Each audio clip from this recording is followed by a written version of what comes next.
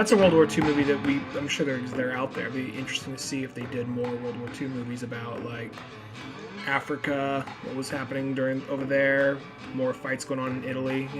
I know there's levels in Call of Duty, but still. Even those are kind of rare. It's like that's why I'll give that Sniper Elite game kind of credit. Is because each one is like a different era. So I think the first two are in Germany, but then number 3 is North Africa, and number 4 is Italy. It's like, that's pretty cool. That's cool. You know what's the weird thing I noticed is I haven't seen a Japanese like World War II fighting game in a long time. Like, it's ones that like Japan kind of come over and be like, yo, if you guys want to put games out on the fucking Sony PlayStation, guess what? Stop killing fucking Japanese people. Just Was Medal of Honor Rising Sun on the GameCube? It was on GameCube. It was on PS2. It was on Xbox. Because I remember I played it on GameCube. I have the poster in my room of Medal of Honor Rising Sun.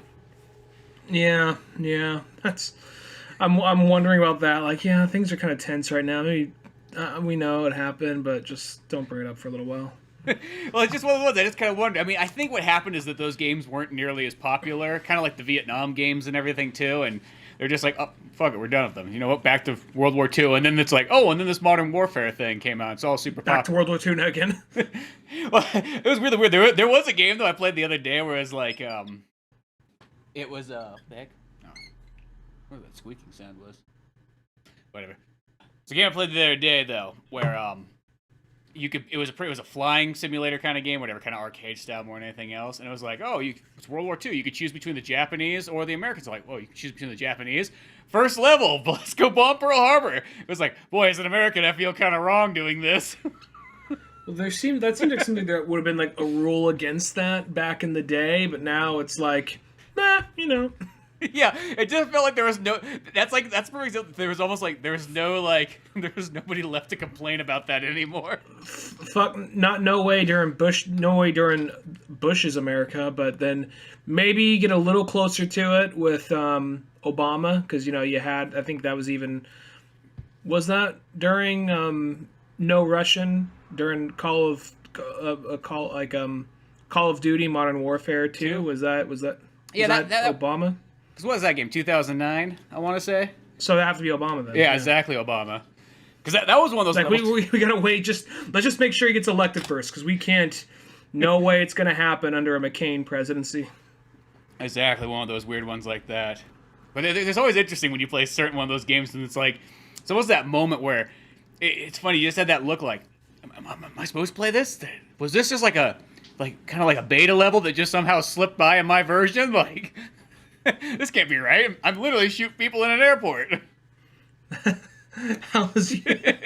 Like, it's just one of those ones. It just felt like, is this one of those games that you find like on like the dark depths of the internet where they'll be like, oh yes, Little Billy made a modification of this. Well, who's Little Billy? Well, he's a 64-year-old man, but he goes by Little Billy. He's been trying to like go against the man in programming for years. Granted, I know it was some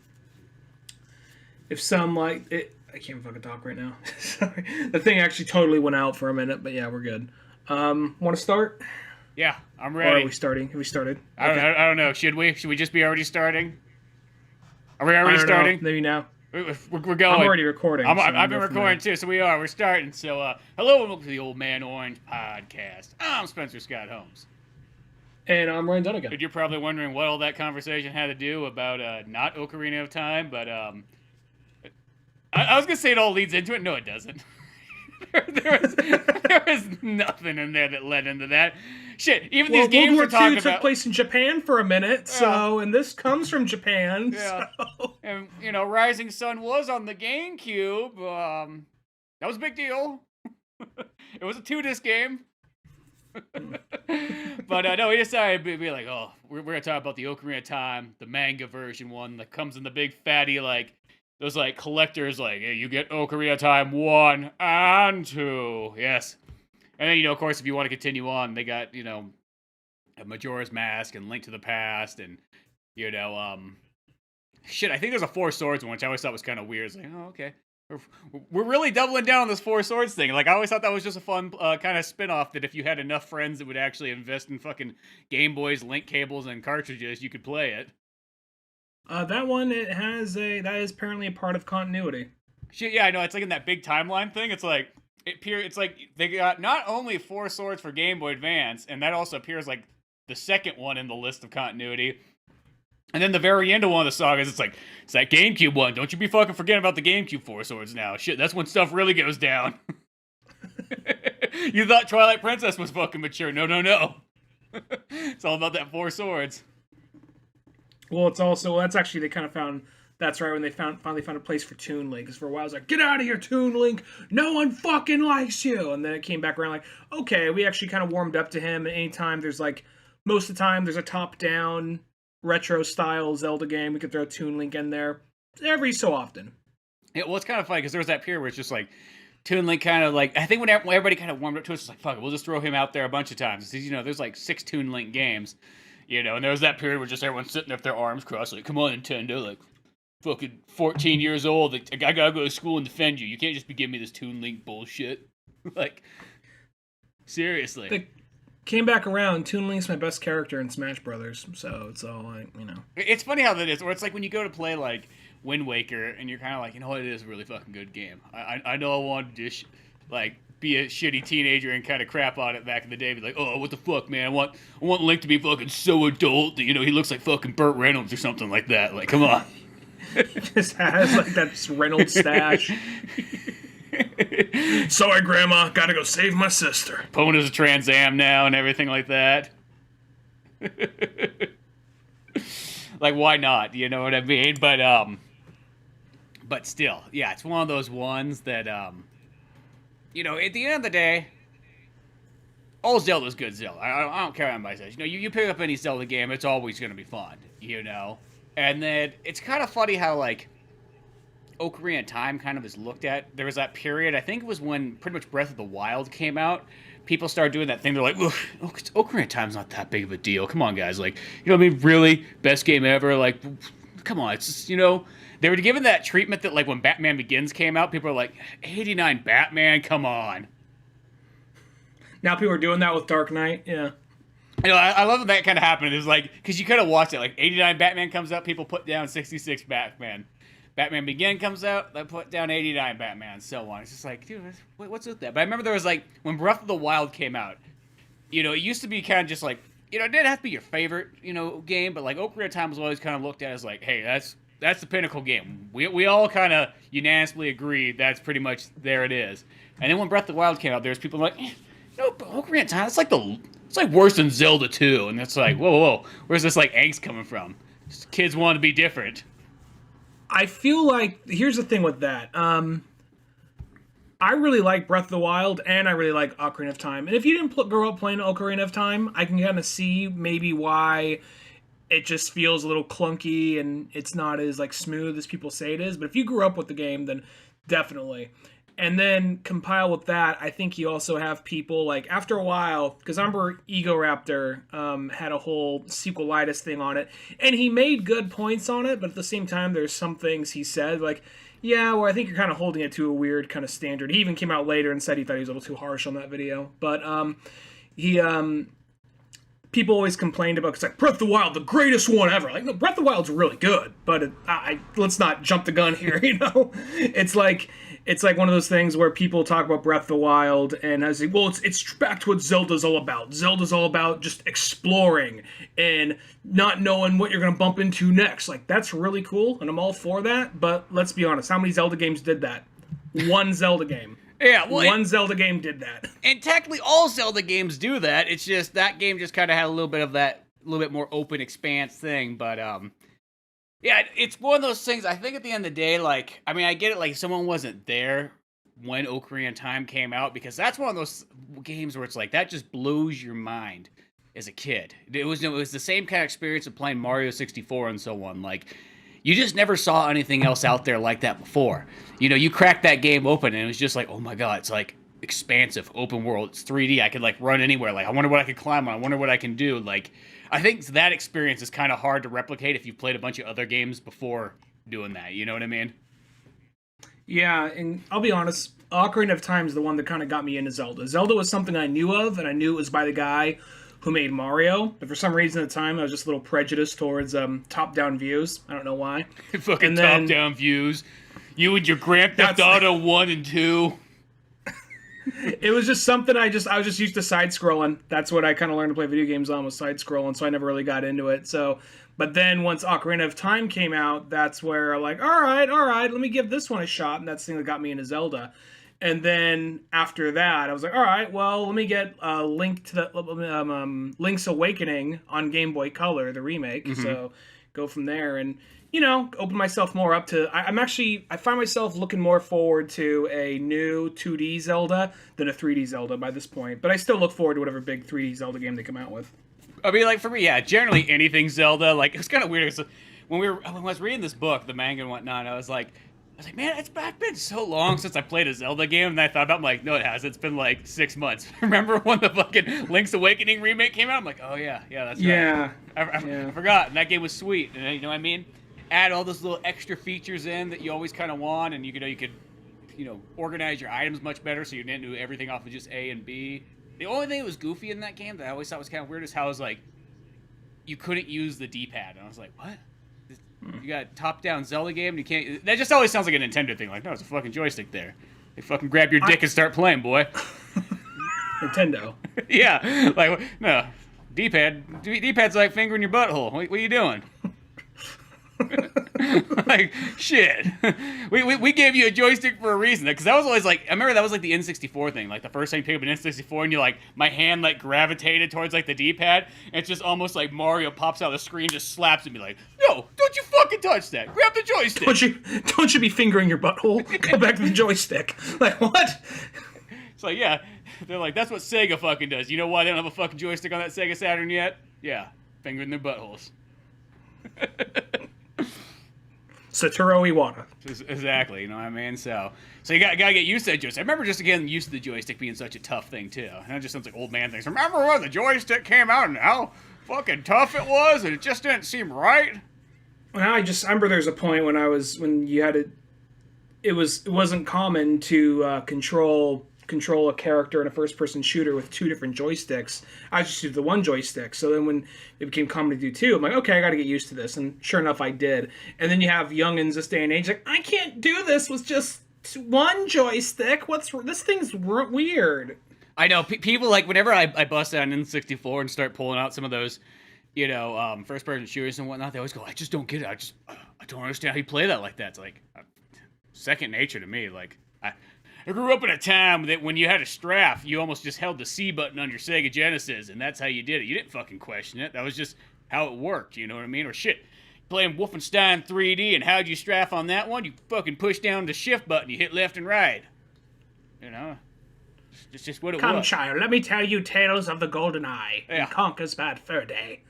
And Perfect Dark, too. Yeah, exactly. I mean, like, don't fear me! He's just leaning forward. And technically games like Perfect Dark and so on, I mean, they kind of are two joysticks. You use the C button as pretty much, the other joystick. It's just, it wasn't a joystick yet. Side and back and forth. Because, it did the strafing, it looked up and down for you and so on. It did pretty much all that good stuff.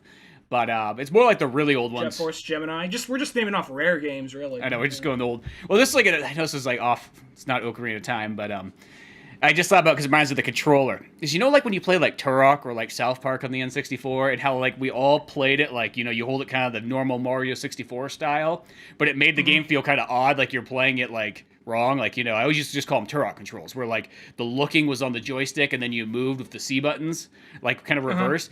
I thought about that like way later. I was like, you know what? We pretty much all played that game like we were left-handed. We should have been holding the controller the other way around with our right hand holding the joystick and then the left hand on the D-pad instead of the C buttons. I don't remember it well enough to front her. I remember I had South Park, but I don't remember well enough how it all worked. But yeah. Now that was the thing, though. I remember there were kids that would the second they saw the N64 controller, they would do that thing where their fingers just try to reach really far over to the joystick. Like, dude, you're supposed to hold this way. Well, this controller's stupid. Why would they put this here? So it's like, it's for different modes. This mode, you hold it like this. Like, it's fucking dumb. No one likes this controller. It's just like, whatever. I know, because to me, I always like the N64 controller. I go, dude, that thing's like one of the most ingenious fucking inventions. You know what I mean? It's like, you got two grips on it. You got multiple buttons, you know, you got the trigger. It's even got like the Sega Saturn style, though we never had like a Street Fighter or anything to kind of utilize that, other than technically Mortal Kombat does. But it's got the 6 buttons across, like for perfect fighting games, but once again, very few games use that. Like, there's so much greatness in that N64 controller design and whatnot. And even shit, I'll leave in this. We're going into the manga right now of Ocarina of Time, and when I'm playing it, when I'm reading this, it's really one of those ones, like, I kid you not, though, I'm like, man, I really want to play some Ocarina of Time. And then I thought about it, I'm like, the last time I had a round of Ocarina of Time was when the 3DS remake came out. Same thing here. Yeah, that's when last time I played it. And I'll say this, going through this book, I don't feel like we need to go through, like, temple after temple, he does this, he does that, because it follows it pretty closely. We could probably narrow in just on, this scene happens, that scene happens, what about that part? You know, just kind of covering in on things that stood out, because this does follow it pretty closely, but it also does this thing where it knows what to pull back on, and it knows what to expand on. Because I think they know, after a while, maybe you could get away with 1 or 2 issues of Link walking around a dungeon by himself, but most of the time, it's like, oh, he's got the help of one of the sages, or we're going to have a little bit more backstory about, you know, him and the Skull Kid and whatnot. So it kind of expands on everything, but it doesn't expand in a way where it feels like, oh, here's just a made-up character for this book you're never going to see again. It kind of expands off of characters who are in the game, which I think is a good choice. Yeah, I do like how it's very accurate to the whole story, you know what I mean? And just one of those ones, if we're going to like go farther into it, we're just going to use an actual character from Ocarina of Time, and that's going to help Link out on his adventures, and we'll just expand off that. And I think that is kind of nice, instead of doing that, you know, you see it so many times when somebody else kind of gets in it, kind of almost like they look at the source material and then they like throw it over their shoulder and be like, yeah, I fucking got this. Well, it's kind of like, even though I like this movie, and it's not a perfect movie, I'm not even, you know, I just enjoy the movie. I recognize what it is. Like, there's like the live-action Street Fighter movie, the one with Van Damme. You could see that they didn't really entirely know everything about it, and characters are kind of misplaced here and there, like, in their roles, and like, oh, this guy's good, this guy's bad for some reason. Mm-hmm. But the other thing is, though, it at least try to utilize every character it could. And that's something this does right here. It does a good job of just saying, all right, well, if he's going to be talking to somebody, instead of just some random villager, why not make it somebody you actually see in the game running around in the background? Yeah, exactly. That's what I kind of like about it. Just it pulls out from these characters, and it almost just kind of is very like hardcore, instead of just doing that thing where, yeah, someone just looks at it once and does the passover and goes, yeah, fucking Celtic shit and swinging sword. I fucking know this stuff. That happens too much in movies, I notice. Is where people just kind of, you know, they just do that thing where it's almost like they're like, shit, I'm smarter than the guy that fucking created this. Like, let me show you what to do, and that mostly never works out in their favor. Yeah, and going off this right here, well, first off, let's give credit where credit's due. The story and art is by Akira Himekawa. Himekawa, thank you. There's technically somebody else that he mentions, but never mentions him by fucking name. Whoever worked on this.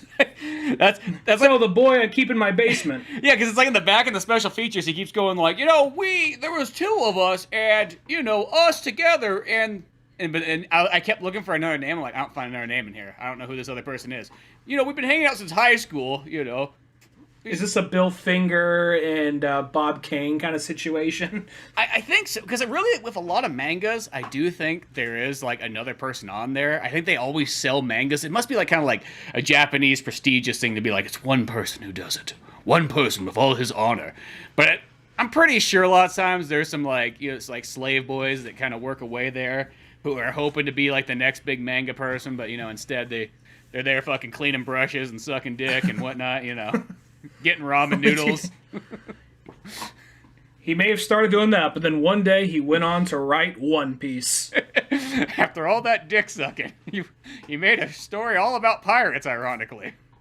Why do you think he's always grinning? Always grinning. And what's it? You got the, you know, the stretchy arms that just kind of move in any direction he fucking feels like it. That's all I know of. I know they're fucking pirates. I know he grins a lot. That's all I fucking know. Yeah. But no, like, first and foremost, you know, it kind of goes through, like, you know, Zelda got fucking awesome artwork. Just, like that super dialed in Japanese work, you know what I mean? They spared no expense on this. Whoever the assistant fucking is in there probably doing tone work and whatnot is really doing their job. But even like in Kokiri Forest, like right off the bat, like they kind of focus on Link, give him kind of more like exposition, build him up being like, yo man, I'm fucking here just the whole time, I got no fairy. Fucking Mido's just a dick. Every single time he comes by, he's like shoving something in my meal, kicking my, plate over and whatnot. Trying to like actually break my leg and kill me because it's like what is he saw like a hole in his house and then he's just like Link, get down here. It just lands on Mito instead. Like they go out of their way to make Mito an unlikable little prick, but they try to come back around like I really just wanted to be his friend. I didn't know how, but I kind of wanted. I would have really liked it if they just had the balls for that spider thing because. They even go to the point of the first boss of the game when he goes inside the Great Dooku Tree.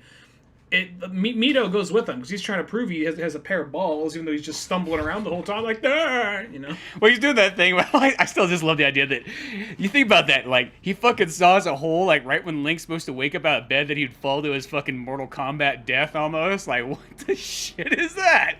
But yeah, just like oh man, it's just fucking Link just comes here. It's just like I'm supposed to be the king. I'm supposed to be the guy that's banging Saria and whatnot. But no, fucking Link shows up with his fucking golden boy locks and whatnot. I just got this fucking Irish freckles and she fucking just doesn't care about me. I got one fucking job is to make sure nobody fucking leaves the forest. Because guess what? You leave the forest, you fucking die. I don't know how you die, but you fucking die. Something gets you. Shit, we're little children out there in the big boy world.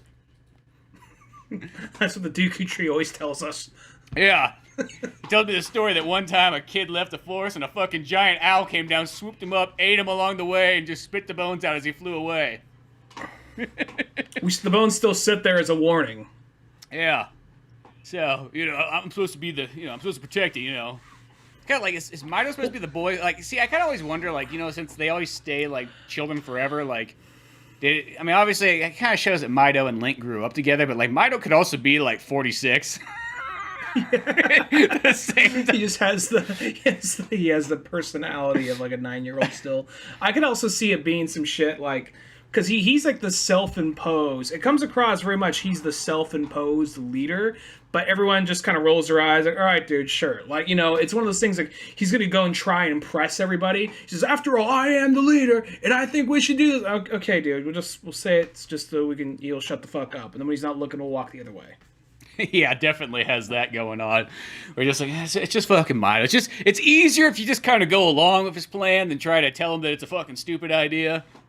We're going to be here for another 10 hours, so yeah, go ahead and saw a hole in Link's house, because somehow Link's going to survive, because he always does, and maybe Mito get land... Oh, fuck, it actually worked out that way. How about that?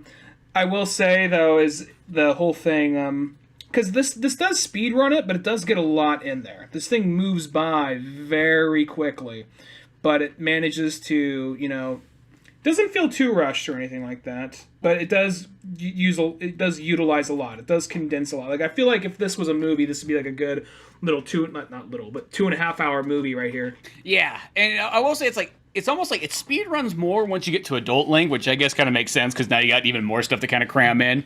Where I feel like the kid Link part's kind of like, hey, we can do all 3 of these tempos and whatnot. He meets Zelda. They even had like a scene in there when he's in like Hyrule where it's like he meets this girl, technically Zelda, but Link doesn't know that yet. And they go and they play all the kind of games. It's like, I kind of liked how they did that. It's like, oh, that's no different than like when you show up there and you're like, oh shit, I'm gonna go fucking win some heart pieces and whatnot. There's the, throwing the bomb chews and all whatnot. Oh, did they play some of the other games there, like the mystery guess ones and? They had they were playing a lot of those village games in Hyrule City Center and all that, which was cool. I don't remember all the ones they were playing. But the thing I liked about it is it does it presents her kind of as somewhat of a Jasmine type princess. Like she likes to get out. She's a little bit more adventurous. And maybe by this point that's considered to be cliche, but at the same time, Zelda at this point was always somebody who was just being saved up until this game. So, and you still save her, but she does a lot more in Ocarina of Time.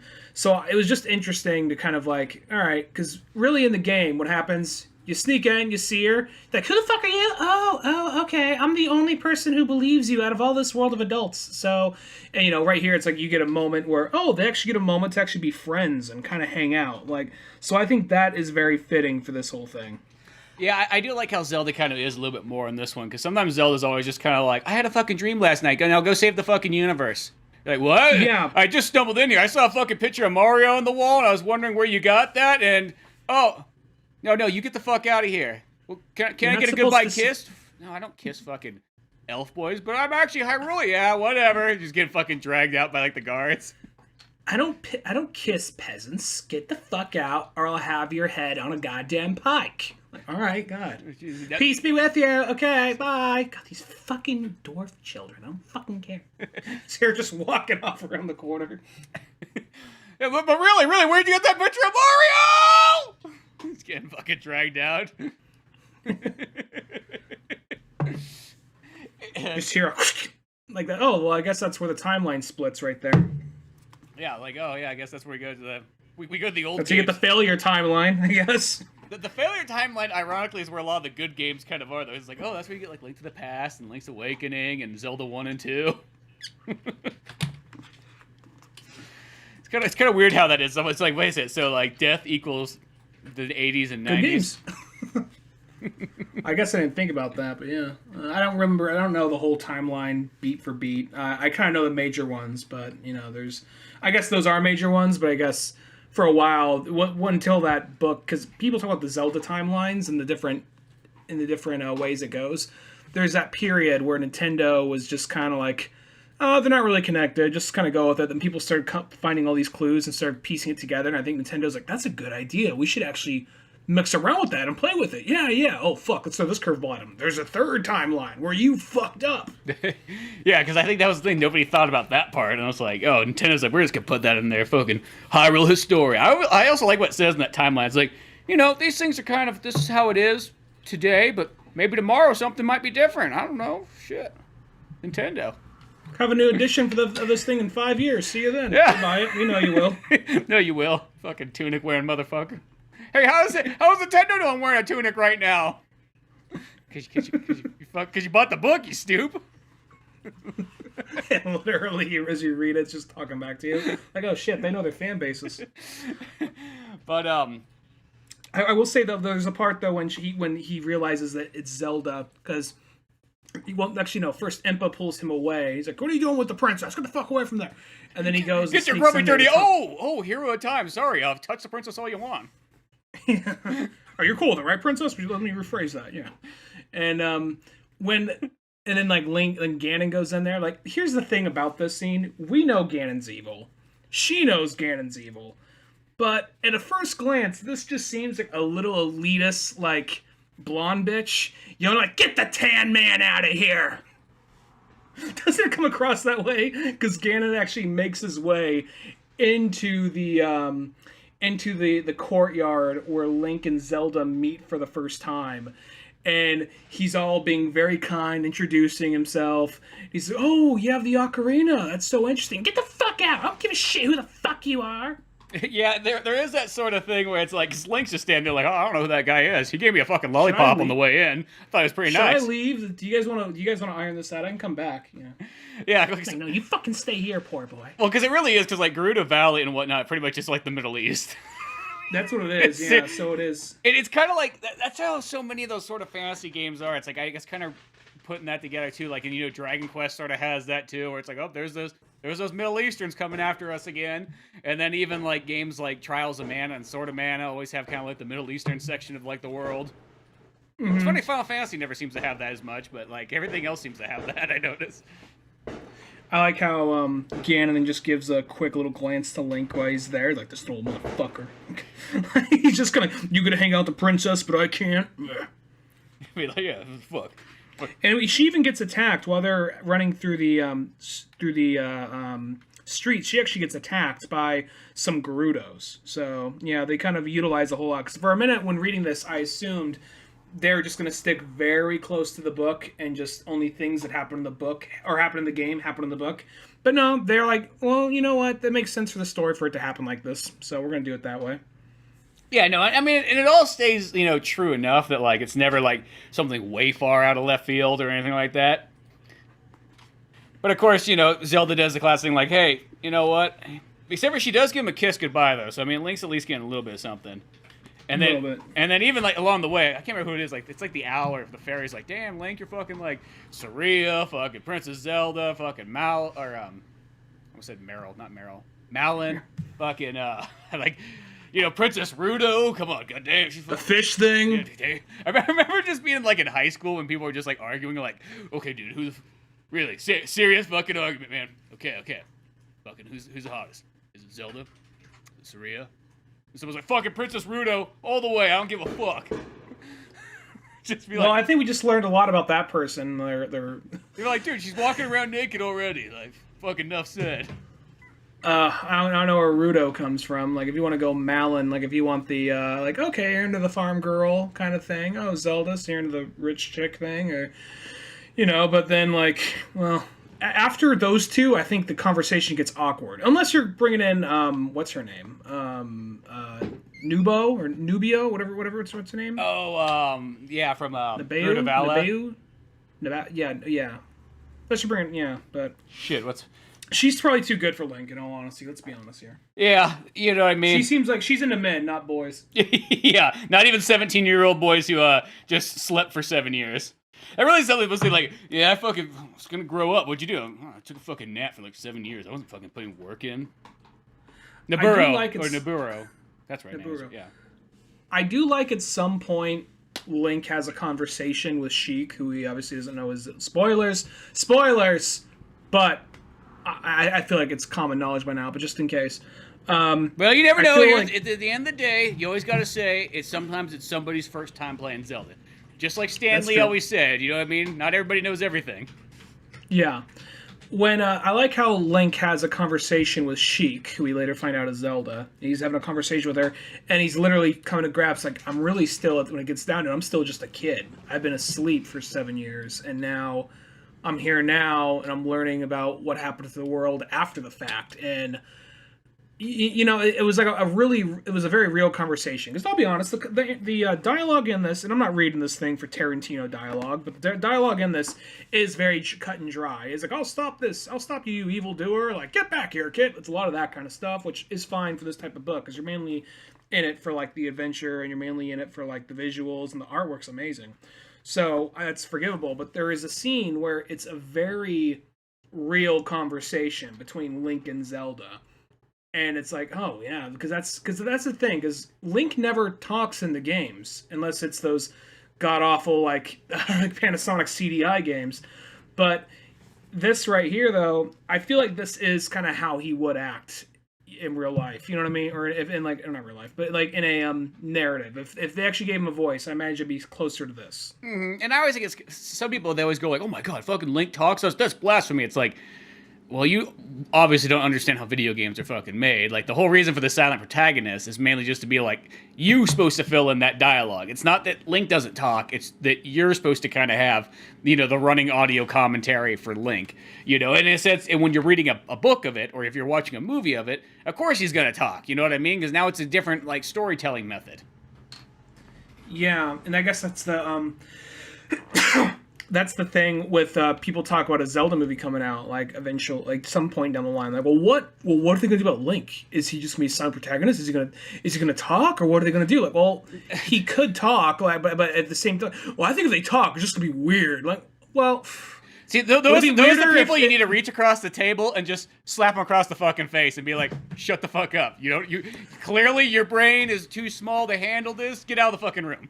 Get out of the fucking room. Like, you obviously do not know how things work. Get the fuck out.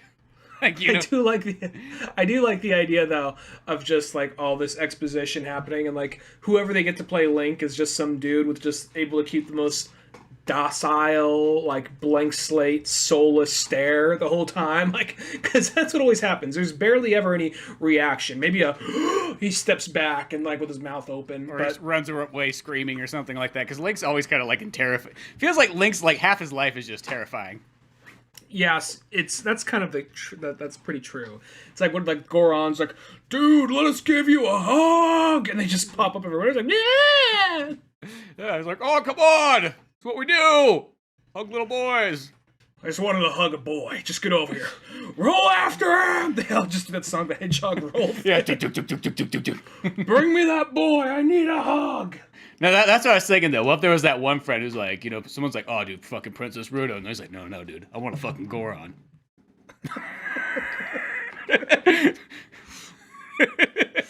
Do you question that friend more? Because I don't know. I mean, like, the Princess Ruto one, I'm like, I don't know. I'm fucking looking at the manga right here. And I was like, I don't know. Princess Ruto's not such a bad choice. Maybe just like in your older age, you're like, yeah, you know what I mean? Like, be open-minded. I don't know. Saying this might get me in trouble down the line. I'm just going to say this. Gorons look kind of like... I'm not going to say in general, but they look kind of like that Hispanic dude who's like, hey, man, my cousin Hector can help you out with your car. Just go down to 25th. Don't they kind of look like that? Like, throw a wife beater on him? Yeah, it really does. Give him like a little like mustache and whatnot. Got some mariachi music playing in the background. So that's closer to human, so I'm not gonna... I think I'm still more questioning the Rudo thing, because that at least looks a little bit more like a person to me. Yeah. I don't know, though. I don't know. Look at Princess. That's probably gonna bite me in the ass. Like, are you saying that all Hispanic people look like Gorons? No. Just some of them do. Dudes who run car shops or body shops. That's all I'm saying. Believe me, we can take a drive. I will find you many of them that do look like it. It's not. I'm not making this up. But anyway. But yeah, shit. Goron. Where were we at again? We were just jumping around, but Link's just on to his way after getting all the download from Impa and Zelda. He's off to the fire level, and from there it just speed runs everything. Dude, the fire level, I gotta say this, it still kind of gives you the cool fights, but the thing they changed with that is he actually bumps into Epona along the way, so they kind of mix that up a little bit. Well, also, I love when he bumps into Epona too, because he's just like, "Hey, what are you doing out here? Oh, you're a horse. Hey, I'm a kid. Let's get on this. Woo! Fucking ride to the fire temple." And then he just got like Malin run out like, "Epona, where'd he fucking go?" He just stole this course. Well, Link doesn't really have it's like, because that's also the other thing they do get across kind of nicely in this is that Link is literally like, when you grow up with the fairy fucking children and Saria's like your only sort of like mother figure / the hottest chick in town. Mm-hmm. It's kind of a weird one, but kind of a Wendy thing, and like Peter Pan, like, we want this girl because she's like a mother. Like, what? Yeah, she's like a mother. Like, that's fucking weird, man. And then Peter Pan's like, you fucking take her, man. I'm gonna go bang some fucking Native Americans later and mermaids, Peter Pan. That's what I do. I mean, like, I'll let you guys in on that. That's a Peter Pan secret. You know what I mean? Like, yeah, I would bang Wendy too. Just saying. Fuck shit. What do you think we did when we flew over here? It's a long flight.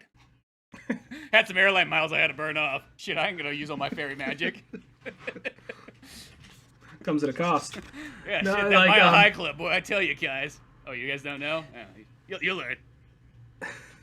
He actually, well, they have that whole part where, essentially, he, shit, what was I gonna say? Oh, yeah. He kind of has a thing where he's a little oblivious to the world. Like, he goes to the marketplace, he's like, food! And someone comes in, you got, money to pay for all that bread you're eating there, you fucking little bastard? And, that's where, he's like, what's Zelda money? comes in, like, here...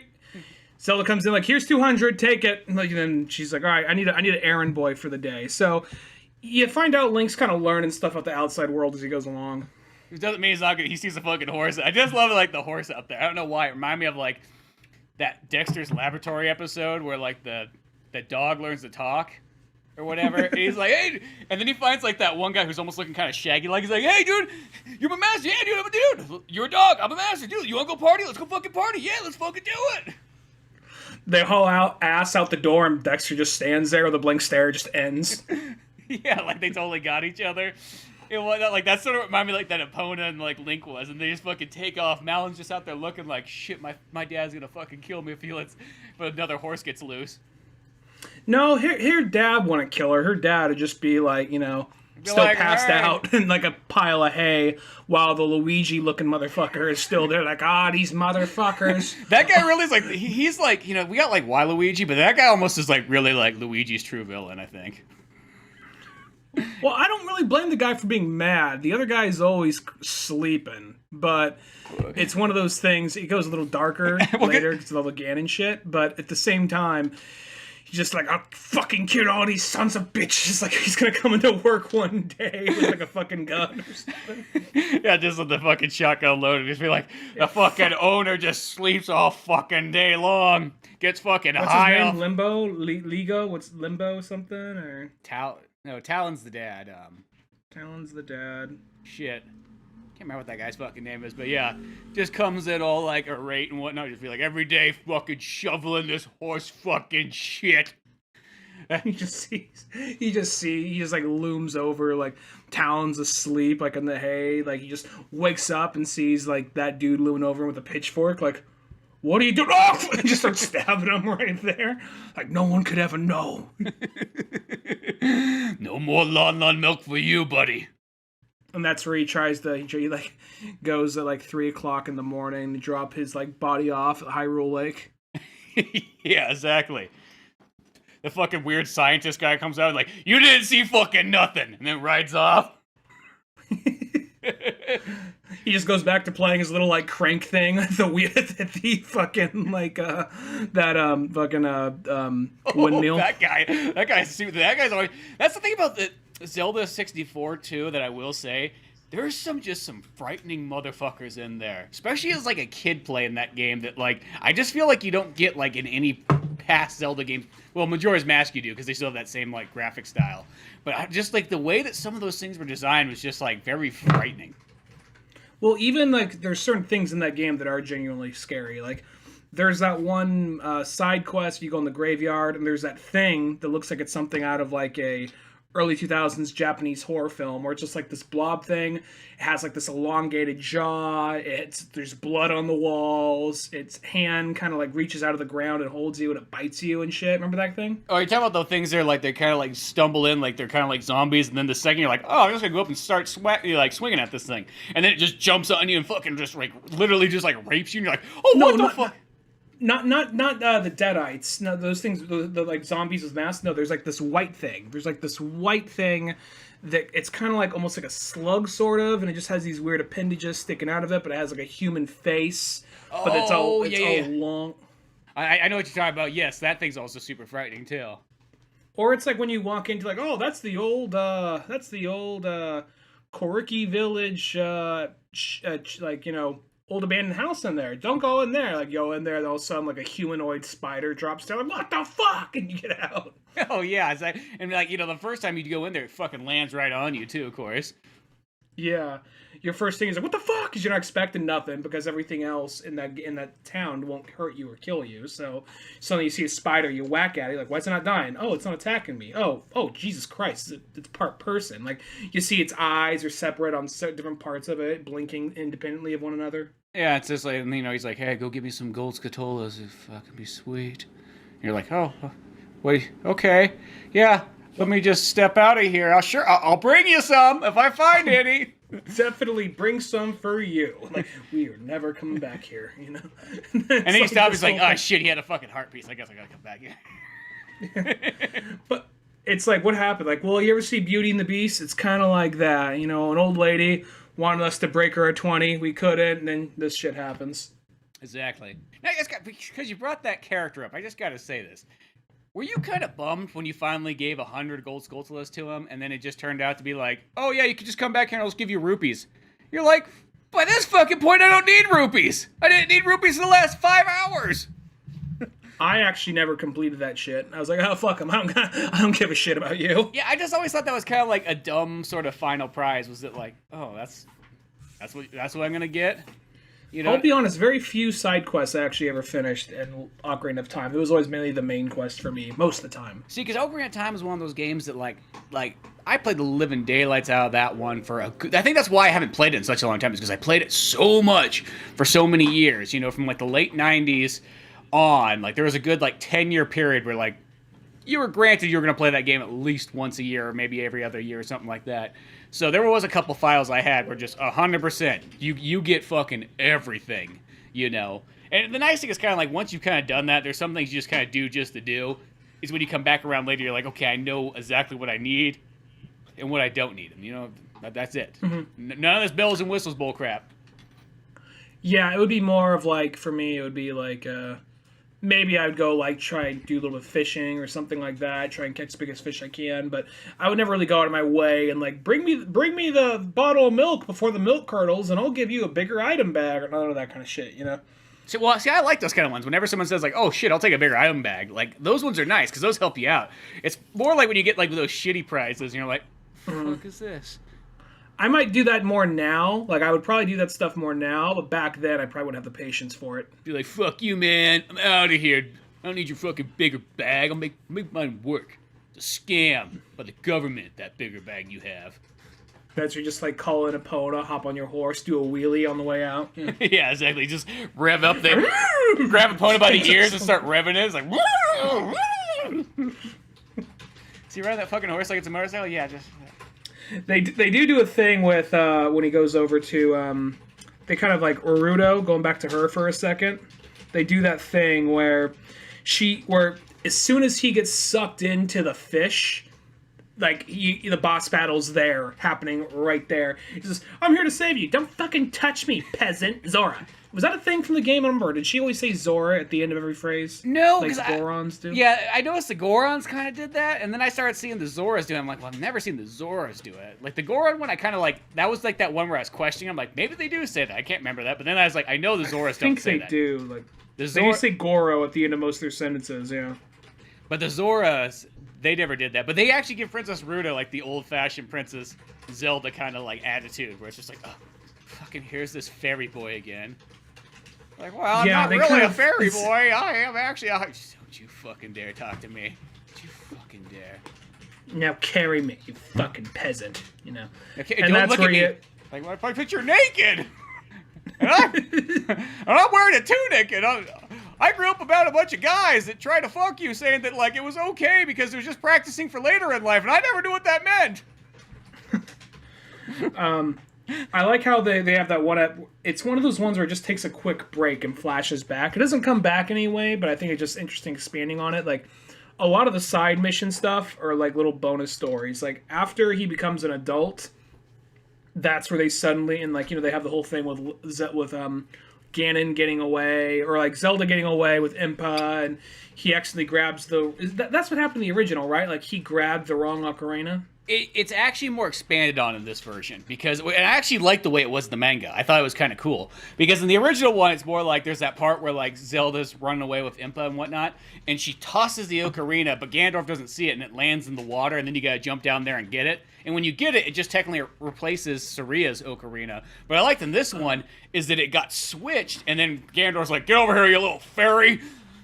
And it just looks that makes more sense, because I had to think back on that. I was like, okay, because I couldn't remember because she gives you an ocarina, and it's one of those things like, here's a sentimental memento. Not gonna need this shit. We got some time traveling shit here. Yeah, just toss it over his fucking shoulder, be like, shit, man.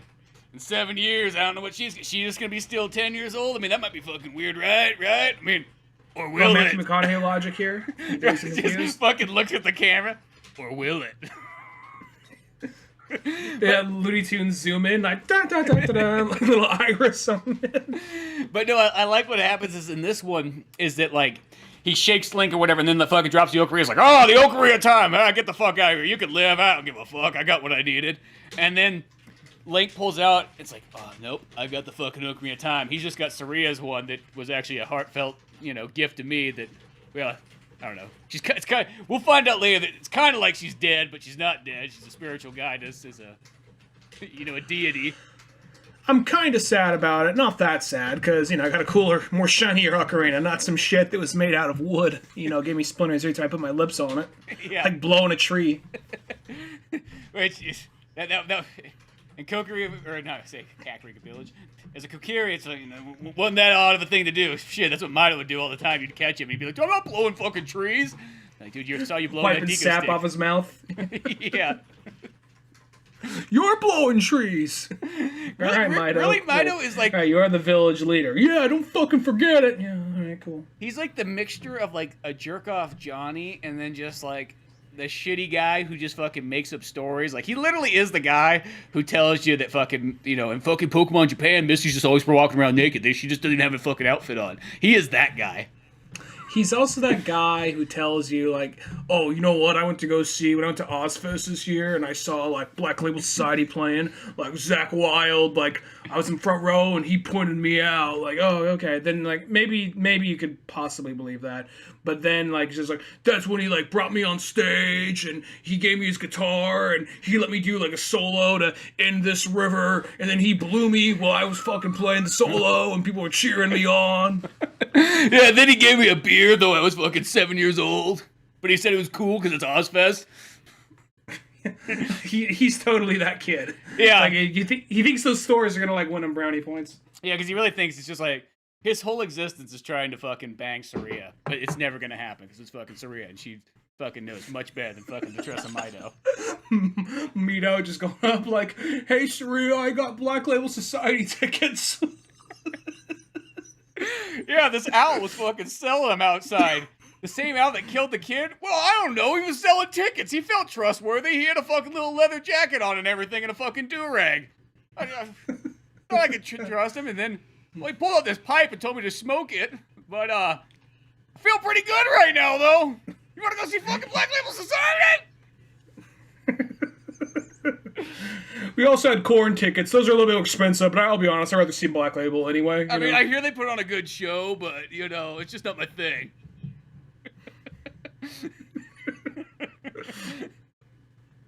Oh, you don't...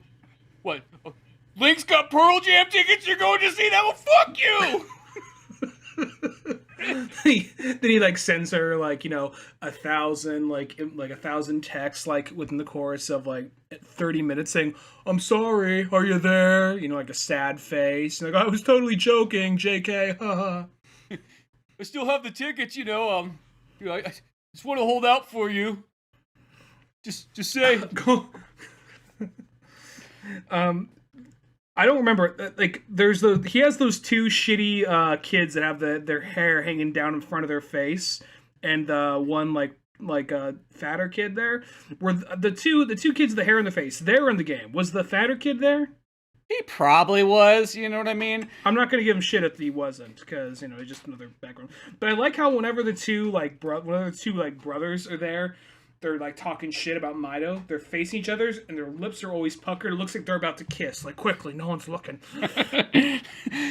That reminds me totally what those kind of kids are. They let those kids be like, dude, you guys are just fucking making out. No, we're not. We're not fucking gay. It's just, you know, it was something to do. We were bored. It was a Tuesday night in the fucking fairy town.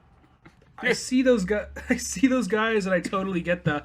Oh my god, I got a clue right now. Oh, I so got a clue too. I got a raging clue. I've spilled clue goo everywhere. Hey, I think Mido's got a clue in his butthole. Let's follow your clue. Yeah. Oh. That's literally what I feel like the forest sort of is. Just fucking Saria's just up there on a tree, just watching like three guys walking around with fucking boners, not knowing what to do with each other. Just being like, oh, Jesus Christ. Well, it's also one of those things like Skull Kid. The reason why they're in the forest in the first place because Saria got kidnapped by Skull Kid, because this is like sort of a prequel because it happened before the Link fights the big spider thing that goes inside the Dooku tree. Yeah, so the spirit possessed a tree and was talking Skull Kid into like, you gotta kill everything, you know, fuck all these people, fuck them, they left you, this and that. So it's trying to make Skull Kid a sympathetic villain, which I never felt bad for Skull Kid. I never did. And even after reading this, I'm like, nah, okay, I don't really give a shit. Well, Skull Kid was always that kind of douchebag out there being like, God, what the fuck you gotta make me... It's just some like little trickster guy standing up like Loki on a fucking like stump being like, come play your Ocarina and play a game and shoot this and suck that and whatever. And if you come in with as an adult, he's like, you're not supposed to be here, this is my room. Yeah, exactly. Like no adults allowed. Didn't you see the sign outside? Well, I guess now I gotta kill you. Alright, so... The stormtrooper guarding the door should have told you what was up. But then it comes to the whole thing where Skull Kid takes like a bullet or something for Link or Saria, and then And they're just like, oh well, I guess it all panned out okay. Or like I think even Mido actually does something and kind of helps Link out in some way. Like he actually, I think, helps fight because it's before he has a sword, fights off some wolves that are coming at him. Oh yeah, the wolves do come out and everything. Yeah, it gets like intense there for a second. Yeah. And then even Pikachu's like, shit, you just use them on branches and lit on fire? Well, I guess that's thinking outside the box. Shit, That's pretty fucking metal, kid. Good going. Yeah, most children here in the forest would not just like aimlessly start fires in fucking August. But yeah, I guess I have to give you credit there, Link. That's why I took you in. As your That's why you are the chosen one. I am? Yeah, sure, I guess. Yeah, shit, I guess. However, I can get you out of this forest. But I love it here. Yeah, fucking. You know I've been holding on to your fairy just for this reason. Your fairy doesn't even want to be your fairy. Just saying, she doesn't. Oh, we don't. Well, no one else wanted her to be their fairy either way. She's always saying, "Listen." She's always trying to tell them what to do. Guide over here, but even she doesn't want to be your fairy. I'm just saying that right now. Just after Mido tried to fuck his fairy, I just was I was hesitant to give out fairies anymore. You know what I mean? I feel like, should I give a manual at this? Like, these kids don't know how to fucking read. What am I thinking? Shit. And I'll be honest, I don't want to draw this shit. Yeah. And even some of them still don't even fucking understand picture books. I don't get this is the downfall to having to look after a bunch of fucking hoodlum children that live in the forest. Think Here's they can what's do wrong with your anything. fucking generation. Yeah, let me tell you. Back in my day, when it was just us trees around here, just saying, and not a racist thing, but life was a little bit easier when it was just trees and not a bunch of wild children with fire sticks running around. Setting shit on fire, trying to suck off trees. Yeah, I don't get it. What's wrong with that Mido kid? He's just got too much pent-up sexual rage that he's got to use on something. I know it's the medieval ages and people are really sexually repressed, but still. Yeah, and I mean, not my fault there's only fucking 2 chicks in this forest, and like, they really are very strong and got their own ways about it, and that one might be related to Mido, I don't know, fucking same name practically, Fido, Mido, whatever the hell their name is. Here's your fairy, get the fuck out. Yeah, get the fuck out, go see the universe, whatever. It's like the idea of he just like a cough snap, he just hits him in the side of the head, he falls over. He's like, here you go, son, here's a fairy, here's a pack of cigarettes, and a $20 bill. That's what my old man gave me and told me to go explore. Go down to the bus station, that'll get you pretty far, believe it or not. Yeah.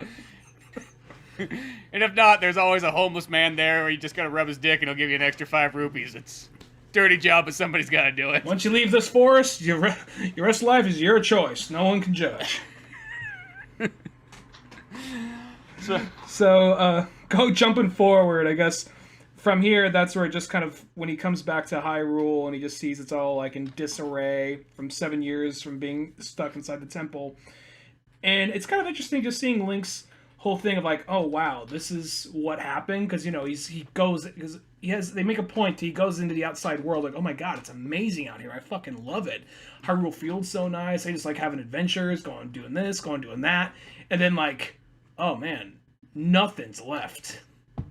Yeah, the fields are dead, the forest is destroyed, shit, this happy village that wanted to murder me for eating their food they're all gone, they're all ghosts and shit, Mm-hmm. And then it goes to him stopping by the forest again. He says, like, well, the forest temple's this way, so I guess that's the first place I gotta go. And from there, he once again bumps into Mido, and it does that whole thing where they speed run a temple, but Mido's upset. He's like, that stupid kid fucking left. He said he'd come back. Like, the kid he always tried to kill. Yeah, but, it was just out of fun. But I actually kind of liked him. Not really in a gay way, but maybe in a gay way. I don't know. I'm confused. I don't know. Oh, well, that's your thing to figure out. Just hang out back here, kid. Bye. And that's where you find out. And like they can't go. I'm not sure if they say this originally, but the kids don't go and play out anymore because they have like there's more monsters out there in the woods. I don't remember if that was a thing from the game. Yeah, I can't remember if they were all kind of like locked up or what have you, but yeah, it's like they're all like, hey, look, they're on fucking lockdown, you know what I mean? Stay inside. Like, yeah, but I don't like it inside. All I got's this fucking Sega Master System, and my brother took all the good games. Those two brothers are always trying to kiss each other. Yeah, they went out, and I hear they're doing theater now somewhere at Gerudo Valley. So that sounds like fun, but, you know. They're a lot more open-minded over there. Yeah, you know. I called them fags and told them to see you later, and they never came back, but... I wish they did. I wish they did. I miss sucking off trees with my brothers. I wish I could be part of their 3-man act. Yeah. No. But I even like the part though is like even like when Link fucking leaves like the forest and then like Navi's like, yo, you gonna fucking tell Maida who you really are? He's like, no, fuck that. Fuck him. Fuck him. Dude, Fuck it was so much easier when he didn't know who I was. He just like looks up to me and fucking like just worship me. And if I like kick my feet up onto the fucking table and tell him to go get me a beer, he does. He's like, no, Maido's much better like this. And everyone's here is under 21, so he has to go a few counties over to get that beer, but he will do it. He will do it, you know? And when he comes back and it's the wrong one and I slap it out of his hands and I make him go get it again, he does it. He's hoping to be me one day. When they go to the fire temple, I'll say I thought it was interesting the thing they did with the boss battle with that. How they actually kind of made that a sadder thing. Because they make it out to be that the boss battle from the fire temple is actually because before it's like, okay, it's just a dragon. But like this one, like, oh no, this is a dragon that Link knew when he was a little kid, and he knew the dragon as a baby. Yeah, like some point, like Link on his, I guess, off his like pre-adventures down the world, he's like, "Hey man, dragon, 80 rupees. Shit, I'm a kid. I got 80 fucking rupees. I'm gonna blow it on this dragon." You know, and at first it kind of gets it's like the dragon's kind of like it's almost like Charizard in Pokemon, where it's like kind of being a dick, where it's just like, "Hey man, I fucking freed you." You know what I mean? Like, now you're my slave. Yeah, you should be fucking grateful. And whatnot, and the dragon almost becomes kind of friends and whatnot, and then he sort of like, I don't know, at some point it feels like he sends him on the way or whatnot. It's like, okay, see you later. Like, maybe it's like has that song like from fucking Pokemon, where like when he releases Pikachu and whatnot, they're like best friends forever and what have you. But but it's interesting that he comes back. Song go ahead, sorry, go ahead. Oh, I know, I was trying to think of it in my head too. But it was the time has come. That's for the best, I know it. Who could have guessed that you and I somehow, some way had to say goodbye. Dun, dun. Yeah. So like he pretty much has that, and then like I just think that was kind of cool because it comes back around. It's like, oh shit, the fire temple. It's like that's a dragon. It's possessed by Gandorf, but it's like I love how like I think is it Sheik that shows up is just Zelda's like just fucking kill it. Come on. Fucking growing. Yeah. I don't give a fuck. Like, shit, I'm a princess. I watch people die every fucking day. A lot of times I get to pull the switch myself. It's the best part of my job. You think the French invented the guillotine? Fuck no. It was Hyrulean all the way. Best part of the day is when I come out to my balcony, they're hooking someone up on a guillotine, they look at me, I just give a thumbs down, and they just lop it off. Sometimes I don't even stay. It's just the best part of the day, though, for me to do that. Just like, sometimes I'm like, there's not even like a town square thing going on. There's no like murder about to happen. I just point at somebody, I say thumbs down, and then from there, yeah. Fucking Best day of the week. But, you know, sometimes all I need is a little death in the air. That makes me fucking happy. Turns me fucking on. That shit also keeps people on their toes, you know? Yeah, Princess Zelda don't fuck around. If you do it too much, they start to fight back. But if you do it just enough to make them scared of you, yeah. You show them who's in power. So Link, come on, fuck, I'm standing here, arms fucking crossed. Like, what, you gonna fucking kill? He's like, it's just like there's that moment like Link's like, come on, remember me. You were my brother! And then, like, he fucking jumps up in the air and grabs the fucking Master Sword and fucking just slices its head off. Blood fucking shoots out everywhere. Like, if you ever kind of want a more fucking mature Zelda, here it kind of comes. Kind of goes down. It's just like, there's just almost this moment. It's fucking like, I almost want to bring a tear to my eye. Fucking, the dragon looks up. It's just like, Link. Because its eyes go back to normal. It goes from looking like this dumb, mindless monster, and its eyes go back to the way it was when it was a baby, and you see it has tears, and it says his name. And it's just like, oh my god, it's just like, Zelda, what did you make me do? Just fucking on his knees and whatnot, like covered in blood. And I don't believe Sheik was working for. They implied that Sheik was working for Ganon before, did they? Because this one they played out that like Sheik is working for him, which I don't think that was the case before in the game, was it? That part I didn't remember either. I was like, if that was there, that was like really mentioned quickly. I always just thought Sheik was just kind of like, literally just badass ninja. Yeah, just badass. It's kind of weird because they always refer to it as like. This is the other one. Was Sheik always referred to as a guy in the game? Like I always used to think. Yeah, I always, even though it's very obvious it's a lady. Maybe not Zelda, but it's very obvious it's a lady. Yeah, because for some reason I always thought Sheik was still a lady no matter what, even if you didn't know it was Zelda right off the bat. And this one they're always referring to as like, hey, who's that dude? That dude with that nice chest. I mean, like I know it's kind of like he strapped it down with some like tape and whatnot, but man, does he got a nice fucking chest. He probably works out in the gym down the street, you know. Just thinking, that must be what's creating those fucking pecs he's got there. He's got the athletic build. Is that right, bro? Just like slaps the chest. Like, what are you doing with those, man? Just like just trying to hold him back. I will say, speaking of that dragon though really quick, there also is another moment too, like when fucking Link and Epona ride out to the desert and they kind of get to like that area where all kinds of dreams and stuff happen. You meet Sheik out there and whatnot. And I think there's a kind of an interesting moment. It's a cool looking panel in there where like the dragon comes and is like, Link, you fucking killed me. And like, it's like crying out like sand and whatnot. I remember that. Yeah, and it's like fucking heads there. And of course fucking Zelda's just sitting there fucking like leg spread. Like, I don't fucking see anything, Link. Fucking stop smoking so much peyote. I know we're in the desert, and you just got done listening to a bunch of Doors albums, but now is not the time. Yeah, just because a naked Indian shows up and fucking hands you something to smoke doesn't mean you smoke it. But it wasn't even a Native American. It was really just some crazy homeless guy. Yeah, that you know, he just happened to be a little tan. So he had to be tan because he's in the desert, and he dyed his hair black because he just went to a Black Label Society concert. And Mido didn't actually have tickets. That was a fucking lie. That's what Saria told me. You know Saria? No, I don't. Fucking Sheik. I don't know anybody. Sheik. Go back to fucking sleep. Like, okay. Shit. Asking so much motherfucking questions. So many fucking questions, this fucking asshole. So she's muttering herself as she rolls over. Yeah, shit. Yeah, go hang out with fucking Princess Ruto for the fucking weekend. She fucking gets it. If she wasn't the chosen one, I'd guillotine this motherfucker right now. Even though she's fucking forced into a marriage she doesn't want, but you know what? Shit, that's life about being a princess, you know what I mean? You gotta lop off some heads, but you gotta marry some asshole. You always gotta marry some fucking asshole who always thinks he's fucking hot shit. And, no, but even going through this, like, even when they go back to Lone Lawn Ranch and he gets Epona as an adult, and they even kind of expand on the whole thing that, like, I think this was in the game, that Epona was picked by Ganondorf. And they actually they expand on that, and, like, wait, Ganondorf's like, you just gave away my fucking horse? You gave away my fucking horse? And he's about to get, like, you know, fucking killed by an iron knuckle, and then those two, like, hag sisters come in, trying to, like, no, we're just gonna mind control him, so he's gonna be a lot more assertive back at that ranch. And then Link has to go in and fight the Luigi-looking guy over at the ranch. Yeah.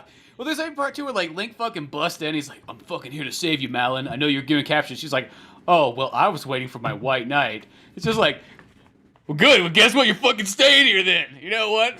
Got all kinds of fucking women going after me. I don't need any... Shit, the fucking country girls give me more fucking princess attitude than the last two fucking princesses I was just talking to.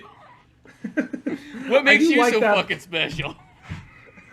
I do like that she's just thinking, like, there's that whole thing, like, where's my knight gonna be? He's just imagining just like this, you know, Prince Charming and all that. And the next panel is just Link's feet sticking out of like a bunch of hay. Malin's like, what the fuck? And Link's like, I'm here to rescue you. And she has her eyebrows raised, like, who the fuck is this guy? Like, yo, we played some fucking tunes one night. We got fucking hopped up on, you know, Lon Milk. Don't you fucking remember? You're doing that, like that. She's like, a lot of boys stroll by and I give them Lon Milk. What? Oh. You mean? You're at the first. Oh. Will you sing that song to me? That da na na na na na na na na na. Yeah, I sing that to a lot of dudes. What? They think it makes me seem pure and innocent, but no. Yeah, fucking, I live out in the fucking middle of this entire place. A lot of people pass by. I'm on a fucking ranch. My dad sleeps all the time. Life's boring. I got a guy, he does all the fucking work. I gotta do something to make Shit. Yeah, he's a little bit evil and kind of crazy, and I'm always kind of got to keep one eye open on him because you just don't know what he's gonna fucking do. But he actually kind of respects you if you kind of fight back. Like one point, he was just walking by. He was like eyeballing me. He was just sharpening a knife, just staring at me across from the fucking farm. And then I just kind of like brought my boot up, adjusted it, showed a 6-shooter while I was adjusting my boot, locked eyes with him. He just nodded. So we're on the same terms. he gets it. You know what I mean? He hates my dad's laziness, but you know what? That's fine.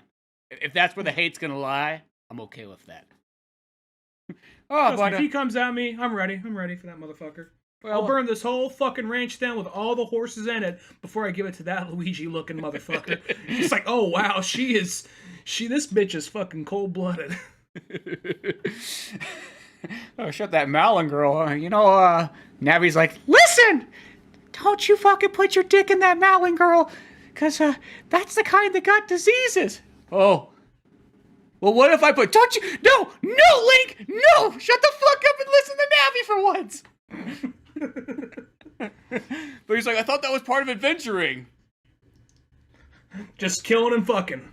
Yeah, that's what the great Deku Tree told me, like he used to do in his youth.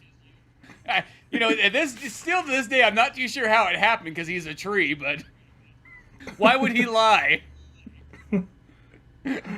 I like how at that whole scene though when they're at the ranch, how Malin actually helps him fight with like a pitch. She's using a pitchfork and they're fighting off a bunch of those Gerudo thieves. Which here's my question: is it like the game where they just kind of like because they don't really show a whole lot. It's kind of hard to tell sort of what's going on. It looks like one got hit in the face with something. I don't know what, but do they flat out kill them, or is it just like a bonk on the head, or just subdue them like you do in the game? I see Malin hits one in the head with a rake or something. I don't know. After you chop a fucking dragon's like head off that you loved, I feel anything's free game. Yeah, because that's like the part when I saw that, I was like, oh shit, we're fucking in for a fucking party now. God damn. Yeah, and he actually does that anime thing when he does his like spin attack thing. He screams spin attack. Yeah, he does. He says it. Well, he even talks about that spin. He's like, dude, I've been working on the spin attack. Working on it for a long time. And there's the part where he's like, he does it, and Navi looks like, dude, you just fucking chopped down a bunch of grass. Like, people are gonna be fucking pissed. She's like, well, the bugs are asking if you want to do that with everything, with all the grass in this area. So that part was kind of funny a little bit. Yeah, exactly. But after fucking Malin fucking gives him fucking lip and whatnot, but then she even does that thing at the very end. She's like, well, maybe Link's the one that's gonna turn me around, make me a good girl. He's like, yeah, fuck it, whatever, I'm out of here now. See ya. Well, I could have dreams and thoughts. Yeah, well, so can I, but I make it fucking happen. Link out. Nothing can hold me down. And I like how like the water temple is literally just like maybe 3 pages. Like, yeah, fuck this. No one likes this fucking temple. On to the next thing. I know, God. The water, you know what? I've learned though in the water temple, if everything goes right in that temple, it's not so bad. It's only when you get fucking to the point where you're like, shit, the water levels are off. And then you adjust it and go, oh, that's not fucking right. Oh, that's not fucking. That's when it sucks. But if everything goes right, it actually goes by kind of smooth. Yeah. And then, he has the whole thing where he saves Gerudo again. Like, oh yeah, by the way, I'm a sage. Cool, out. And then just out to the desert. And this is where he finds Dark Link.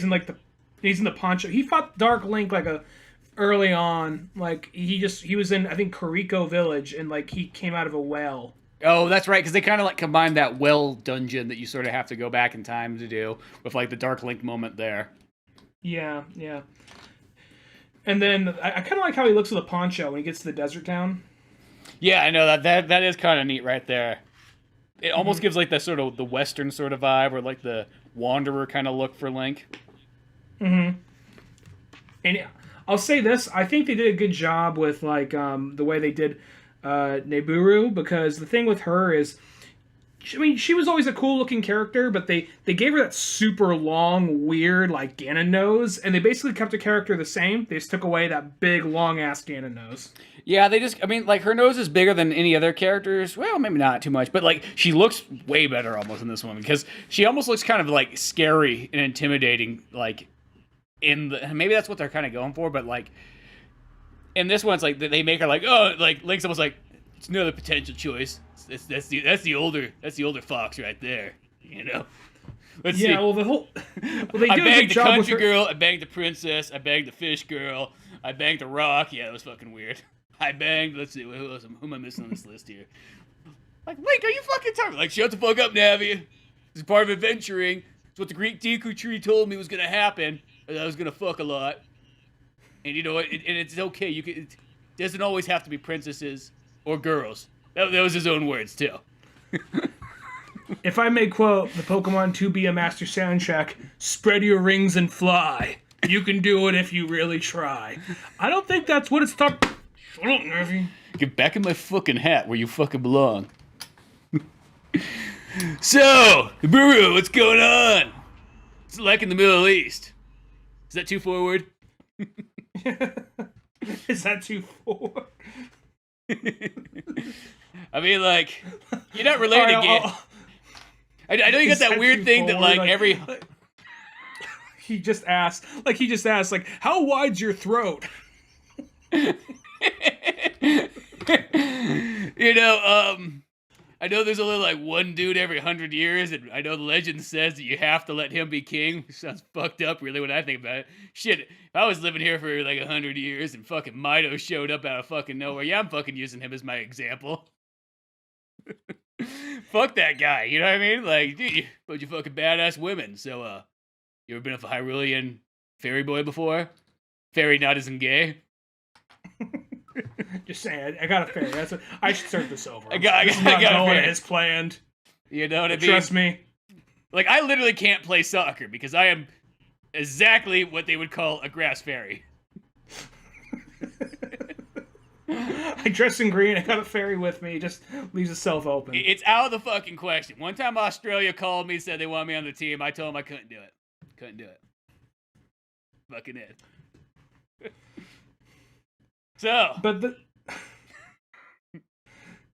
this is actually where they come in. Like, you know, she's working with Ganon, and you find out that her jewel in her head is the thing making her kind of be evil. Then after that, the jewel snaps, and I kind of like how this part of the adventure, Sheik is along with him. I mean, granted, I know Legend of Zelda is always a solo adventure most of the time, but I do like how in this book they just give him someone to bounce off of other than Navi. So Sheik's with him. When Sheik's not with him, Neburu's with him, and she's kind of like a little bit of the, I guess the closest thing you have to kind of like a Han Solo character, really. Yeah, no, she kind of has that kind of the older, wiser, you know, she has more information and so on. But I mean, that makes more sense kind of almost in this kind of story that you would sort of have that. I mean, I think in a game, and I think that's sometimes where some people have that hard thing where, like, they take things too literal. Like, yeah, in a video game, of course you walk around. You know why? Because fucking game physics-wise, that'd be too much extra programming to have a bunch of other characters running around with you.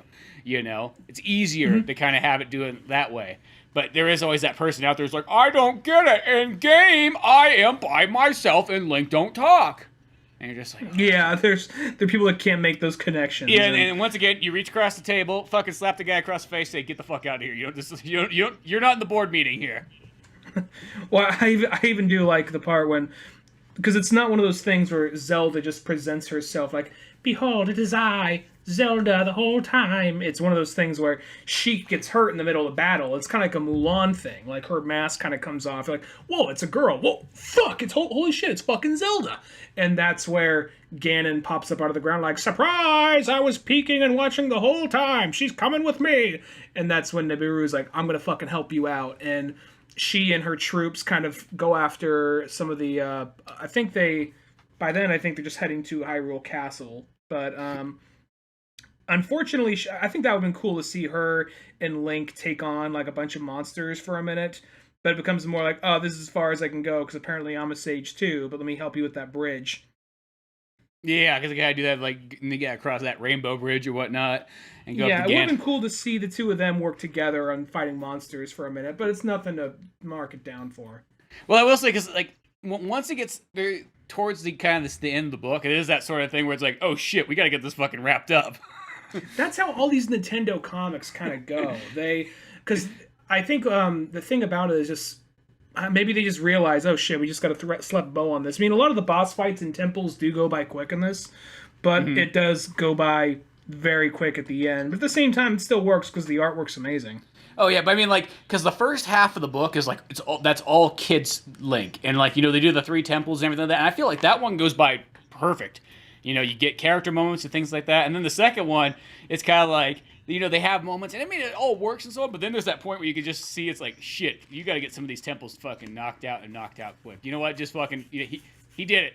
It'll be like the Pokemon comic. All of a sudden, he's fucking done with like 6 badges. Where were those 6 badges? Who the fuck cares? He's already at the Elite Four. And I think that's the way. Oh, go ahead. Sorry. I was just gonna say, that's sort of how it kind of works. In this one, it kind of still works. I mean, it still is a hefty book, but yeah, boom, he's thrown in there. It's like Zelda's captured. Go fucking battle Ganondorf. They go up there and have that sweet battle and what have you, and then the castle starts blowing up and everything. They're like, good, you killed fucking Ganon. And Zelda's like, yeah, shove a fucking sword through his heart. Like, geez, Zelda, you're being a little mean. I mean, maybe he's not such a shove a fucking sword through his heart, damn it. I'm in a fucking prison right now. Don't you dare leave me here. I'm gonna do it or I'll guillotine you when I get out. Don't worry, if you don't kill him, I will get out. I'll find a way. I'll be like one of those. I'll be like Zod and Superman 2. I'll fucking get out of the Phantom Zone. Yeah, exactly. Shit, we'll have 2 fucking different versions we can watch at the end of the day. But I always just love Zelda's always just like, no, fucking kill him. Link's like, maybe there's a chance. Like, no, don't give me that fucking anime bullshit. I'm the wise one. Fucking kill him. You're just courage. You know, that's it. Courage. That's who you are. Courage doesn't make fucking decisions. Just fucking acts on the wise one's choices. I will say there is that thing where there's the 3 of them, the Triforce of Power, Triforce of Wisdom, Triforce of Courage. You think there'd be something where it's like, because Ganon and Zelda already have their powers. Link always has to prove himself every time, you know? Mm-hmm. That's always how it is. Link's always the one doing all this shit work. Has to, like, nobody tells him anything. He just fucking one day is like, guess what? You're the hero of time. The what? Yeah, I was like, well, I thought I was just gonna marry Saria and live like this nice fucking peaceful thing. Not any fucking more. Get out of here. And then, but then you just kind of have that really cool Ganon-Link fight, which is pretty awesome. And, you know, it's just very, I mean, all I can really say is just a very well-detailed fight. Surprisingly, a little bit more violent than you'd expect it to be just for being a Zelda book, you know? I mean, it's fitting. It still feels like it's probably in the realm of PG-13, but I guess, given Nintendo, when you see, like, there's, like, a pig snout and it's, like, partially slashed down the middle and blood's leaking out, like, oh wow, I mean, makes sense that happened, but big Nintendo, you just don't always expect that level of detail and violence. You know what I mean? Yeah, and I mean, I know comics always have gotten away with more violence than anything else. It's kind of like, it's weird how that is. Like, you know what I mean? You could have something like a very toned down G-rated thing. You put it fucking in a comic book form, it's like, oh shit, somebody's getting their fucking head cut off and nobody seems to care. Oh, okay. Mm-hmm. But, yeah. Or you go ahead. I was going to say, and there's one little bonus comic which just expands more on some of the, it's just more of kind of like a thing, more of a side story between, it's kind of like Link and Navi's break up and then get back together, more or less, and there's that little bird kid. I guess this might be something from another game. I would assume that, those bird people from Breath of the Wild, are they in other Zelda games? Well, that's the thing, is when I was looking at this, I was like, shit, that's like the bird creatures from Breath of the Wild, but that's the first time those bird creatures have ever been there, because I want to say they're not in, at least not that I remember, they're not in Twilight Princess, and they're not in, because in Wind Waker, the Zoras evolve into bird people. Oh, that is right there. Yeah, that's true. But Zoras are also in Breath of the Wild. Yeah, like these are just straight up bird people. Except for this, yeah. Literally, where the fuck was Zelda to fucking say, you know what, fucking just kill this, like, Prince Bird thing. He's a fucking jackass. I don't want him fucking alive. If he shows up to be one of my suitors in the future, fuck him. Gone all guillotine happy, yeah. Yeah, kill this bird, because that guy's like, he's like such a douche. He's just like one of those ones like, fuck you, Navi, fucking piece of shit, fucking flying around, just slapping her left and right. And then all of a sudden he's like, I'm sorry, Navi, you know, I'm just angry because I just don't have wings and stuff. It's like, it's so sad being me. And then Navi's like, oh, it's okay. He's like, fucking stupid fucking Navi. And it's just like, Link's just like, dude, what the fuck? You just can't just slap my fucking fairy around, you know what I mean? Like, and then Link's trying to be a little bit more nicer, and Navi's like, yo, fuck that thing. And like Navi goes off, like pissed off at Link. He says, I don't need you either. Fuck off. And then there's the guy who's always jogging. Yeah. Now that this is kind of funny, that guy who's always jogging, like, hey, do you need a sidekick? Like, run, like, to get the heart of an animal is a solo endeavor. I don't need a sidekick. It just keeps jogging away. And at some point, that's when, like, tornadoes come in. And he says, like, I embrace it. Tornadoes are character building. He's gonna suck it, fucking, like, Twister style.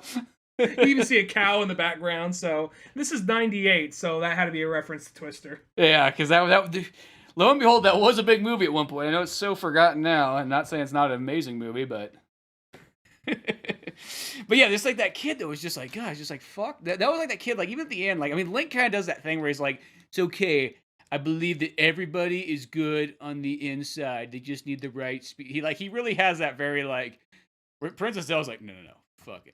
Shitty people are shitty people. We got a place for those people, you know? We don't let the public know about this because the public can't handle this. So I fucking take care of it personally. It's called an unmarked grave. I love how it's this behind is like Death Mountain. Fucking 10 which probably makes it a little easier to narrow down when you think about it, but still. It's okay. Fucking Goros do the fucking dirty work for Hyruleans. I just give them. I load up some bodies and a fucking carriage. They push into a volcano. Bada boom, bada bing. It's fucking done. Yeah. I love it. Give him some more rocks. I love it. Like, I picture 10-year-old Zelda saying all this instead. Not adult Zelda, like fucking 10-year-old Zelda, just seeming like the cruelest motherfucker there is. Like, you think fucking she's the one running shit, not her dad. And we gotta go back to this. Like, King of Hyrule, yeah. We didn't even see his face. It was a total Wilson from Home Improvement. They never show his face. Even when he's talking, there's like a word bubble covering most of his face. I know. I thought that when you pointed that out, I was like, "Oh god, that's fucking hilarious." But yeah, that side story there. I don't know. Fuck that bird kid. I don't know. I didn't feel anything for him at the end of the day. I was like, fuck him. He's a fucking jackass, and now he's probably gonna be more of a jackass because he's got his wings. I felt nothing for that bird kid, but I liked that we got to see kind of Link on a casual day, because most of the stuff in here, you got to see him like once or twice on a casual day as a kid, and then beyond that it was story mode, adventure mode, full tilt. This is Link on a side quest, and he even like steals the guy, like the guy's fishing rod. Yeah, he steals the guy's fishing rod and the dude's hat. So just like that shit you tried to do in the game, you totally did in this book. So I'm glad about that. Yeah, exactly. One of those things. But yeah, the whole way through, I think this is just, it's a fun way. It's like kind of like an alternative way to sort of go through Ocarina of Time. Like almost if you like didn't really want to play the game, or like maybe you didn't have enough time to play the game, you're like, shit, I could read the book and go through it and get kind of just a little bit of an alternate version, but still kind of get that same feeling and whatnot for going on the adventure and have you. Mm-hmm. I definitely recommend this book. This book was fun. Yeah, and I was glad because it's one of those ones I've sadly had this sitting here for like a long time. So once you brought it up, it's like, oh, you have that one too? That'd be totally fun to do, because those, you know, those things where you buy it with all good intentions and then it kind of gets put in the comic book stack and then you just never get around to it. That's what. Yeah, I've had my copy for about 3 years, and I read like the first chapter. I'm like, I'll come back to it, but then yeah, like because I bought like, it was like when they kind of released them in like the nice like pristine versions of like 2 books in one and so on. Like I bought mostly all of them, and I started the weirdest one. I started like the Minish Cap one, and then I just never got around to the other ones. But no, it's totally awesome, and I kid you not though, it really makes me want to go back and play Ocarina of Time, because I'm like, it's been too long, and I've just been kind of having this moment now where it's like I've been playing a lot of those games that like, in a sense, the games that I would consider in my life like the hardcore like total classics. But you kind of almost like burnt yourself out on them for a while because there was just years that you played them like the living daylights out of them, and then it's just like, man, it's been so long. Like just to think that like, God, because what was 2011 was when that Ocarina of Time 3DS version came out. Something like that, yeah. Yeah, so it's just like, God, it's been like at least 8 or 9 years since I've played that game by that standard. It's like, God damn. And you know what sounds weird? I'm almost having the hankering to play the N64 version, not the GameCube versions, not the 3DS versions. Go all the way back to the N64. I know it doesn't look nearly as good. I know it's not, nearly as dialed in. But I will say at the end of the day, that having the N64 controller does make a big difference, though. Because I remember that was always kind of the only downfall to every new version of Ocarina of Time as it went on. It'd be like, yeah, it's just, it's just not the same without the N64 controller. I don't know what it is. It's something about, like, 64 games. They were so made for that controller that it's really hard to sort of play them. I mean, not hard to play them, but just it's not the same feeling to play them on something else. Where there's certain systems that can kind of be a little bit more replicated, like on other consoles, and it's not as big of a deal. Mm-hmm. No, well, I don't know. I never really had trouble going back and playing on other things, but I guess I think I played that game more as I think I played that game more on my GameCube when they actually re-released it. I think that's when I played it more, actually. Because I had it on 64, and I played it on that a lot. But the GameCube is, I think, because, it came in that pack of, like, Zelda 1, Zelda 2, Majora's Mask, and Ocarina. And I remember playing those a lot on the GameCube. Oh, yeah. Or if you had even the earlier pack, you had the Master Quest one that came before Wind Waker and whatnot. But I remember there was a quote that Cisco said about, like, the Ocarina of Time versions as they kind of went on. Is every single time he goes, you know what? On every new version, the Ocarina becomes less and less fun to play. And it's kind of like, because it played perfect on the C buttons on the N64. And then it wasn't too bad with the C stick, but it was still like a stick, so it wasn't as quick and easy and dialed in. And then when it kind of got to like the 3DS, it's like, that was like the one where it's just like, the buttons were like, they changed like a couple of them around, so it was kind of odd. It was almost like reversed. And then it was like, oh, well, fuck it, what is it pulled up on the screen there? Yeah, that's what it is. You know what I mean? I love the port. I love the port for that. So, but no, I guess he's talking about the Ocarina is what he's talking about. That I know it's confusing when the title's Ocarina, but the Ocarina to play that itself. Oh, gotcha. Well, I guess if it's one of those things, because I'm one of those people. I played the game, and then I would go back and play certain parts or replay this dungeon or go like revisit certain areas. So I never was one of those people because you guys like the speedrun shit. So. If you're in like that, then that's one of those cases where it would be a big difference for you. Well, no, it's not talking about speedrunning. It's just talking about the straight up, just playing the Ocarina, nothing else, just the instrument itself. I guess just going off muscle memory for that as well. Yeah, well, because it just played smoother, like on that one compared to the other ones. Because granted, yeah, like the 3DS one is definitely the definitive version. It looks crystal clear. It's got great graphics, even small things too, just being able to like change like your boots real quick and everything like that, instead of having to go in the menu and go dilute, click, click, click, dilute, and exit out of it. Like that kind of nice, but I don't know. I'm just having this hankering to sort of play it on, the N64. I don't know, because there's this thing where it's like before there was a time where it was like if you have like a super like nice version of it, like yeah, play that one. Why would you even touch the N64 version anymore? Why would you even touch that? You got this good one, but now it sounds like. There's certain games where it's like, as long as you got a CRTV and everything like that, like that's the key thing is you put it on the right size TV, you get it in, you pretty much, you play it like it was 2000, all over again or around that time period. And then everything kind of works out. It's like sort of like when you try to play some of those older games and you try to like play them like today, it doesn't work. You know what I mean? Don't put them on a big TV. Don't put them on like, an HD TV or anything like that. Like, no. If you go back and put it on an older TV, then everything just looks nice, and it's like, oh, this is how it was meant to be, and it kind of works. And I almost kind of want that experience again, because that's like, I don't know, just it would be kind of fun, especially after reading this book. I was pretty like stoked for like a Zelda, marathon. Plus, I guess one's like, I don't even think there's a Zelda game coming out this year. There might be something. They might be dropping something on E3. You never know, but yeah, we'll see. Maybe probably a re-release or a port of something. But yeah. But yeah, no, this book definitely put me in the mood to want to go play some more Zelda and do more of that stuff. What's the next book we're going to do? I forgot. I know we're doing all this Nintendo focused comics. What's the next one we want to cover? Well, we could either do Pokemon, the original like comic series, or we could do the Metroid manga one. No, let's do the Metroid manga, and that way we'll be following up with Pokemon because the expansion for Sword and Shield comes out at the very end of the month, so we can finish up with that. Yeah, so we could do that. That'd be kind of fun to do. But all right, great. But yeah, beyond all that, go to oldmanorange.com for more podcasts, cartoons, all that fun stuff. Pizza Boys comics, that is. I'm Spencer Scott Holmes. And I'm Ryan Dunnigan. And we'll see you some other time. Later, folks. Thanks again for listening to the Old Man Orange Podcast. Sure, check out oldmanorange.com for more podcasts, cartoons, music, animation, and a whole lot more.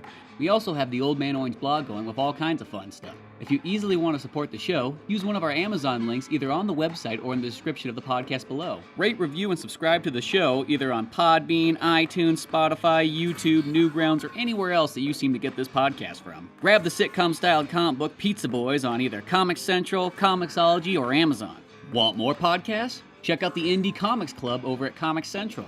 I also got a workout website called Thor's Hidden Gym, filled with fitness tips and tricks, videos, and a whole lot more fun stuff in the calisthenics world. Talk to us on Twitter at Spencer S. Holmes and Dunnigan Ryan. Like our Facebook pages of Old Man Orange Productions and Pizza Boys Comic. Thanks again, we're out of here.